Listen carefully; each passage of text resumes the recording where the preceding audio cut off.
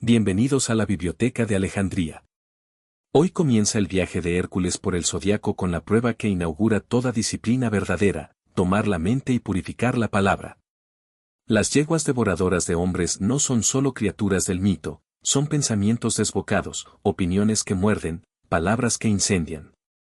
Aries señala la cabeza, el trabajo empieza donde nacen las decisiones, las imágenes y los juicios. Hércules deberá enfrentar a Diomedes, falso conductor del pensamiento colectivo, y no podrá delegar la vigilancia de su mente en Abderis, la personalidad perezosa que todo lo arruina cuando la razón se ausenta. Escucha esta lectura como un espejo. ¿Qué ideas en ti corren sin freno? ¿Qué rumor envenena tus relaciones? ¿Qué verdades te rehusas a mirar de frente? Hoy, el héroe aprende que la fuerza ciega no basta, hace falta inteligencia amorosa, atención sostenida e impecabilidad verbal. Si esta travesía resuena contigo, suscríbete al canal, activa la campanita, dale me gusta y comparte este episodio. Tu apoyo y tus donaciones mantienen viva esta biblioteca y ayudan a que más buscadores encabritados por la mente encuentren foco y dirección. Comencemos. Trabajo 1. La captura de las yeguas devoradoras de hombres. Aries, 21 de marzo de 20 abril. El mito. El primer gran portal estaba abierto de par en par. Una voz llegó a través de ese portal: Hércules, hijo mío, sal. Pasa por el portal y entra en el camino. Realiza tu trabajo y vuelve a mí, relatando el hecho. Con gritos de triunfo Hércules se lanzó, corriendo entre los pilares del portal con arrogante confianza y seguridad de poder. Y así el trabajo empezó y el primer gran acto de servicio había comenzado. La historia que ellos cuentan lleva consigo enseñanza para los hijos de los hombres, que son los hijos de Dios. El hijo de Marte, Diomedes, de ardiente fama, gobernaba en la tierra más allá del portal, y allí criaba los caballos y las yeguas de la guerra, en los pantanos de su tierra. Salvajes eran estos caballos y feroces las yeguas, y todos los hombres temblaban al oírlos pues asolaban por todas partes la tierra, produciendo gran daño, matando a todos los hijos de los hombres que cruzaban su camino y engendrando constantemente caballos más salvajes y malignos. Captura estas yeguas y detén estos actos malvados, fue la orden que llegó a los oídos de Hércules. Ve, libera esta tierra lejana y a los que viven en ella. Abderis, gritó Hércules, adelántate y ayúdame en esta tarea, llamando al amigo a quien amaba profundamente y quien seguía siempre sus pasos mientras iba de un lugar a otro. Y Abderis se adelantó y tomó su lugar al lado de su amigo y con él enfrentó la tarea. Trazando todos los planes con cuidado, los dos siguieron los caballos mientras recorrían las praderas y los pantanos de esa tierra. Finalmente arrinconó a estas yeguas salvajes dentro de un campo en donde no había más lugar para moverse, y allí las atrapó y las maniató. Luego dio un grito de alegría por el triunfo logrado. Tan grande fue su deleite en la proeza así puesta de manifiesto que consideró por debajo de su dignidad agarrar las yeguas o conducirlas por el camino hacia Diomedes. Llamó a su amigo, diciendo: Abderis, ven acá y conduce estos caballos a través del portal. Y entonces volvió la espalda y orgullosamente marchó hacia adelante. Pero Abderis era débil y temía a la tarea. No pudo retener las yeguas, o ponerles los arneses o conducirlas a través del portal tras las huellas de su amigo. Se volvieron contra él, le desgarraron y le pisotearon en el suelo, le mataron y escaparon a las más salvajes tierras de Diomedes. Más prudente, desconsolado, humilde y desanimado, Hércules volvió a su tarea. Buscó de nuevo a las yeguas de lugar en lugar, dejando a su amigo agonizando sobre la tierra. Nuevamente atrapó los caballos y los condujo él mismo a través del portal. Pero Abderis yacía muerto. El maestro lo examinó con cuidado y envió los caballos al lugar de reposo, para ser allí domados y reducidos a su faena. La gente de esa tierra, liberada del temor, dio la bienvenida a quien les había liberado, aclamando a Hércules como salvador de la tierra. Pero Abderis yacía muerto. El maestro se volvió hacia Hércules y dijo: el primer trabajo está terminado, la tarea está hecha, pero mal hecha. Aprende la verdadera lección de esta tarea y luego pasa a otro servicio para tu prójimo. Sal a la región custodiada por el segundo portal y encuentra y haz entrar al toro sagrado al lugar sagrado. El tibetano. El significado del mito. Combinando esta historia astrológica y simbólica de la vida diaria y las pruebas del moderno discipulado, contaremos la historia de la tarea que emprendió Hércules y la prueba a la cual el rey Euristeo le sometió. Y luego estudiaremos el significado del signo en el cual tuvo lugar, pues hay un vínculo estrecho entre los dos, y el trabajo solo se hizo posible a causa de las características conferidas a Hércules en ese signo particular. Cada signo somete al hombre que está trabajando en él a la influencia de ciertas fuerzas distintivas y lo provee con ciertas tendencias. A estas debemos comprenderlas para que surja el significado de la prueba. Conectadas con cada signo del zodiaco se encontrarán otras 3 constelaciones que simbólicamente, y a menudo de la manera más asombrosa, encarna el problema del discipulado e indican la solución.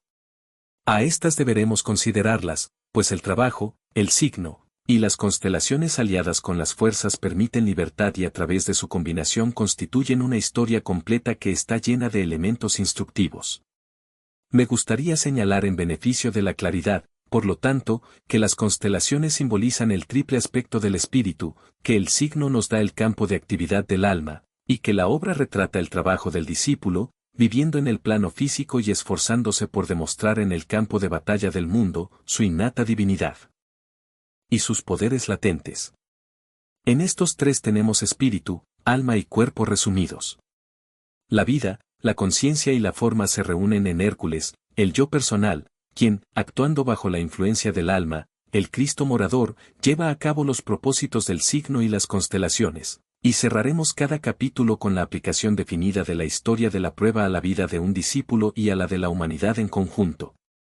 Estudiando los 12 trabajos, seguimos la carrera de Hércules a medida que él pasa alrededor del zodiaco desde el signo de Aries, que es el signo del comienzo, a través de Tauro, Géminis, etc., en sentido inverso a las agujas del reloj, hasta Piscis, el signo de la muerte y la consumación.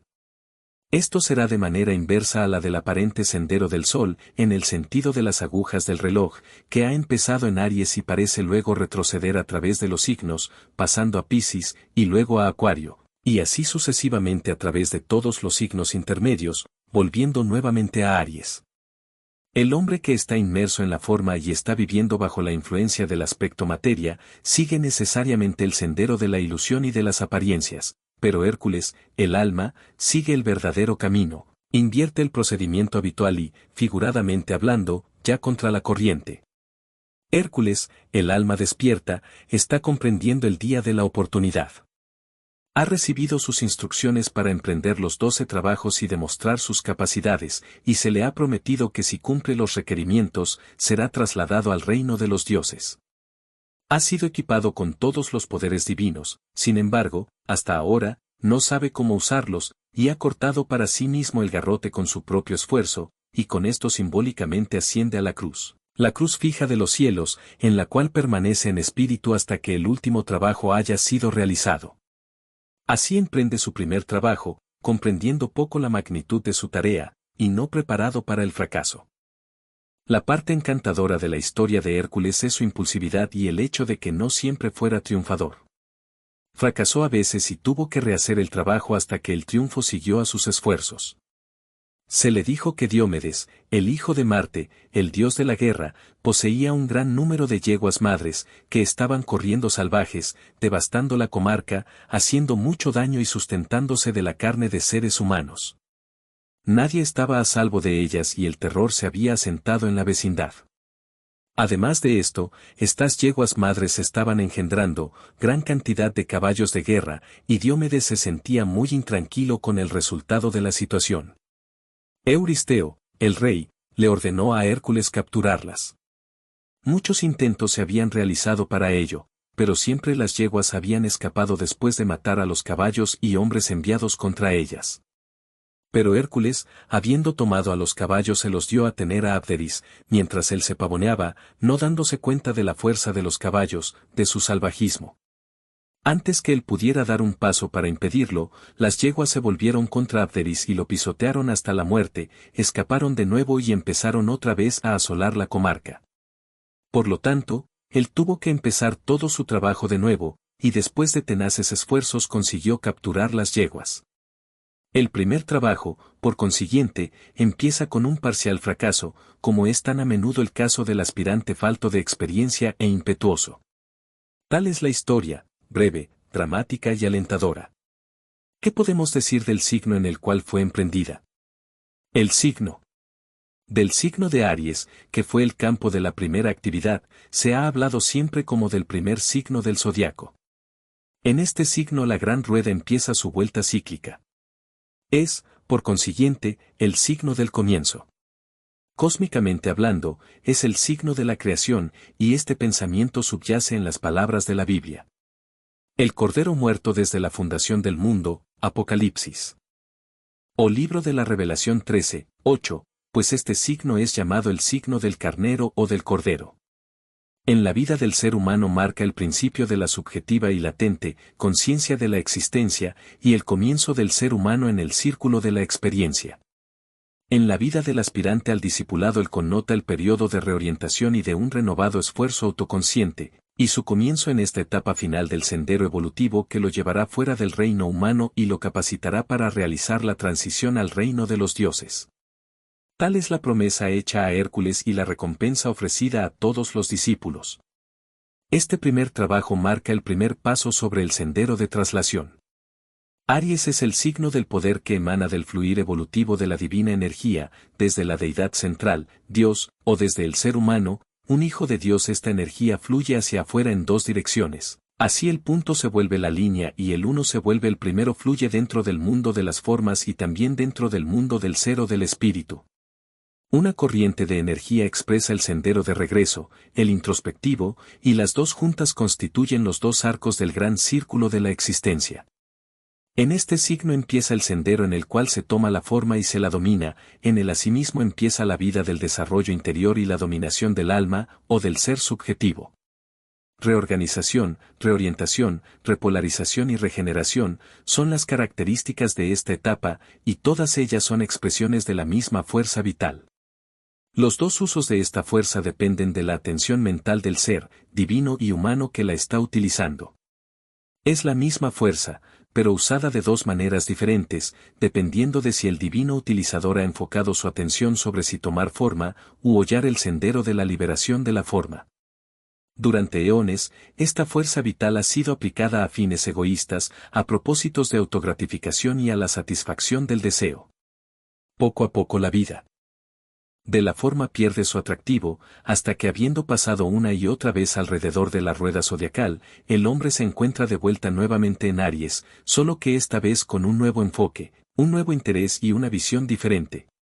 Ha visto ante sí la promesa de que, habiendo logrado ciertos objetivos, puede cesar de encarnar y alcanzar el reino de los dioses, ha aprendido por experiencia algo de su propia dualidad esencial, y anhela dejar de satisfacer el aspecto inferior de esta dualidad y encontrar la necesidad del aspecto superior, y está empezando a responder a los impulsos que vienen del mundo de las almas, y a prever los fines y objetivos del grupo. Ahora tiene que aprender a usar la fuerza vital con propósito desinteresado, y no para la satisfacción de sus apetitos personales. Los tres impulsos iniciales de Aries. Tres impulsos sobresalientes caracterizan este signo. Hay, como hemos visto, el impulso de empezar. Esto puede expresarse simplemente como el impulso de tomar forma, de involucrarse en la materia, o puede invertirse el proceso y enfocarse en el impulso de lograr la liberación de la forma, y el surgimiento del alma de la prisión de la naturaleza de la forma. Luego este impulso es seguido por el consecuente impulso de crear, esa actividad de la deidad que resulta en la formación de mundos de expresión y satisface su deseo de encarnar en un sistema solar, y empezar el gran ciclo vital del universo. Puede ser asimismo el impulso a la creación individual, del alma a tomar un cuerpo, o de un ser humano a crear algo que será especialmente suyo. En los antiguos días de Acadia, este signo Aries era llamado aquel en donde se hizo el sacrificio de rectitud o el signo de los ángeles caídos. Los hijos de Dios, impelidos por este impulso básico, cayeron desde su alta condición, tomaron forma y empezaron su individual condición, tomaron forma y empezaron su individual revolución alrededor del zodiaco. En tercer lugar, encontramos el impulso a la resurrección. En Aries, que ha visto el principio de la forma vital y en el cual se ha iniciado el trabajo creativo, empieza a sentirse el impulso de liberarse de la forma, de apartar la piedra de la puerta del sepulcro del alma, y permanecer en la libertad de los hijos de Dios. En Aries se encuentra el impulso que conduce al edificio de la forma, que durante eras constituirá la prisión del alma. Esto alcanza su forma de masa en Cáncer, y su forma humana en Leo. La forma en su punto más denso de ilusión se alcanza en Escorpio, y en Piscis la forma muere, solo para ser reconstruida nuevamente en la fatigosa vuelta de la experiencia de la forma. Pero en este signo el camino de la liberación se siente por primera vez, y la construcción del cuerpo espiritual ha empezado. Este es el signo de germinativa actividad espiritual, la que más tarde conduce al nacimiento del Cristo niño, en Virgo, al del Salvador del mundo en Capricornio y en Piscis. Principio físico y principio espiritual, creación física y creación espiritual, surgimiento físico y liberación espiritual, estos son los impulsos iniciales sentidos en Aries. Es el signo, por lo tanto, de los impulsos fuertes y potentes, y de las violentas fluctuaciones y exagerados esfuerzos, a menudo un signo de fracaso, pero siempre de éxito final. En su signo opuesto, Libra, él alcanza su consumación de armonía y de equilibrio, pues la experiencia interviniente y las lecciones aprendidas de los 5 trabajos intermedios, logran esa serenidad y actitud equilibrada que notaremos en Hércules cuando captura el jabalí, en Libra. En el zodiaco brahmánico, Visnú gobierna a Aries y Visnú es la segunda persona de la Trimurti, Trinidad, hindú, o el Cristo cósmico encarnado, cuando inicia el proceso de tomar forma, y últimamente realiza el episodio final de la resurrección. Así Visnú o Cristo encarna los dos impulsos, el impulso de crear y construir forma y el impulso a la liberación o resurrección fuera de la forma. Es bajo este impulso a la liberación que Hércules emprende sus trabajos. El signo de la mente. Aries gobierna la cabeza. Es por consiguiente, el signo del pensador y, por lo tanto, un poderoso signo mental. Todos los principios se originan en el plano mental y en la mente del Creador, ya sea que este Creador sea Dios o el alma del hombre. Este universo tuvo su origen en el pensamiento de Dios, el pensador cósmico. El alma empezó su carrera dentro de la materia a través del mismo proceso del pensamiento. La familia humana, el cuarto reino en la naturaleza, se formó cuando la mente surgió y diferenció al hombre de los animales. El aspirante empieza sus trabajos cuando llega a ser verdaderamente pensador y en pleno conocimiento procede a actuar como el árbitro de su propio destino. Está claro, por lo tanto, que en Aries la dirección justa y la justa orientación tienen su principio, y Hércules, el discípulo de recién adquirida reflexión, empieza su trabajo. La llave de este trabajo y del significado del signo se puede encontrar en las palabras de una antigua escritura india: el hombre no conoce bien el camino hacia el mundo celestial, pero el caballo sí lo conoce bien. En los muy antiguos días en la India, el sacrificio del caballo estaba ligado con el dios Sol. Anualmente, el dios Sol, como el caballo del zodiaco, suponían los arios védicos que moría para salvar a todo el género humano. El carro del sol de Apolo es descrito como tirado por caballos, y el magnífico signo del carnero está estrechamente conectado con la simbología del caballo, un hecho del cual este primer trabajo da testimonio. La referencia a los libros de simbología nos mostrará que el caballo ocupa la posición de la actividad intelectual. El caballo blanco simboliza la mente iluminada del hombre espiritual, y así nosotros encontramos en el libro de la Revelación o Apocalipsis de San Juan que Cristo avanza montando un caballo blanco. Los caballos negros representan la mente inferior, con sus ideas falsas y sus cerrados conceptos humanos. Las yeguas madres, tales como las encontramos en el primer trabajo, indican el aspecto femenino de la mente cuando da nacimiento a las ideas, a las teorías y a los conceptos. La tendencia de la mente a formar pensamientos está aquí simbolizada, encarnando las ideas concebidas, las cuales son desatadas sobre el mundo, devastando y destruyendo cuando emanan de la mente inferior, pero construyendo y salvando cuando vienen del alma. El gobernante exotérico de este signo es Marte, el dios de la guerra, y así Hércules, actuando bajo la justa dirección del pensamiento y empezando su trabajo en el plano mental, toma su posición como el guerrero. Su característica sobresaliente en este signo es su espíritu pionero y militante. Las yeguas estaban en posesión de Diomedes, el hijo de Marte. Pero el gobernador esotérico es Mercurio, que ilumina la mente y media entre el alma y la personalidad. Las constelaciones en Aries. Como es usual, hay 3 constelaciones conectadas con Aries. Primero, está Casiopea, la reina entronizada, siempre el símbolo de la materia. Es de lo más interesante observar cómo en el círculo del zodiaco nos encontramos con 3 mujeres. Con respecto a Aries, el signo del comienzo, hallamos a Casiopea, la mujer dominante. La mujer y el niño y, como veremos luego, la madre materia es la nodriza del Cristo niño, la Virgen María da nacimiento a Jesús.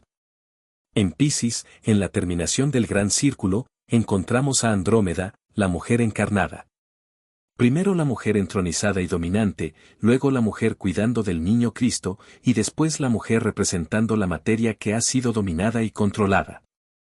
Encontraremos a Casiopea sentada en el círculo ártico, cercana a Cefeo el rey, o legislador, a quien encontraremos luego como a una de las 3 constelaciones en Piscis.